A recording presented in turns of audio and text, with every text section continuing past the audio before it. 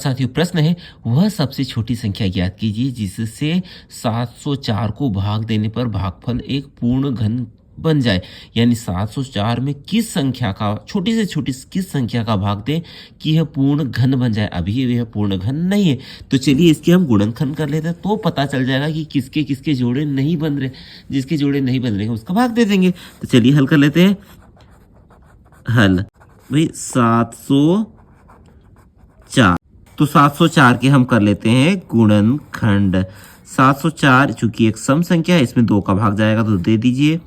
2 तिया 6 6 आया 3 बार में बचेगा 1 तो यहाँ हो जाएंगे 10। 2 पंजा 10 2 दूनी 4 फिर 2 से ही भाग जाएगा।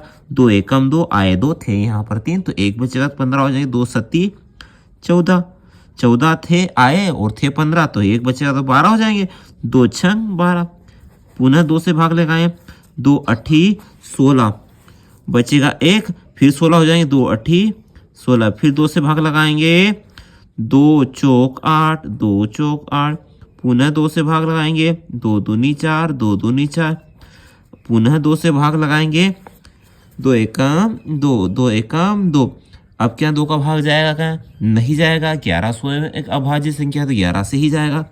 11 एकम 11 तो 704 के गुणनखंड बने 2 गुणित 2 गुणित 2 गुणित 2 गुणित 2 गुणित 2 गुणित 11।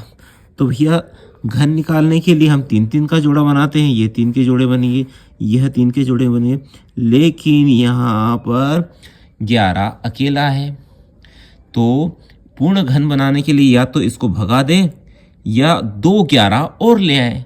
तो चूंकि प्रश्न में पूछा है किसका भाग लगाएं तो वे इस 11 का ही भाग लगा देंगे 704 में तो यह पूर्ण वर्ग घन संख्या बन जाएंगी।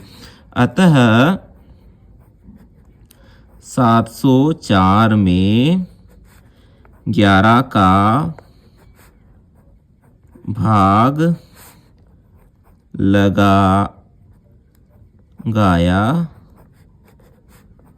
जाए तो भागफल पूर्ण घन संख्या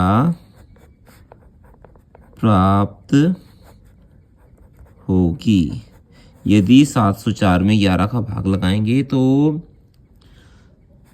64 प्राप्त होगा और 64 एक पूर्ण घन संख्या है। 64 किसका घनमूल है 4 का। आशा करता हूं यह महत्वपूर्ण प्रश्न आपको समझ में आया होगा।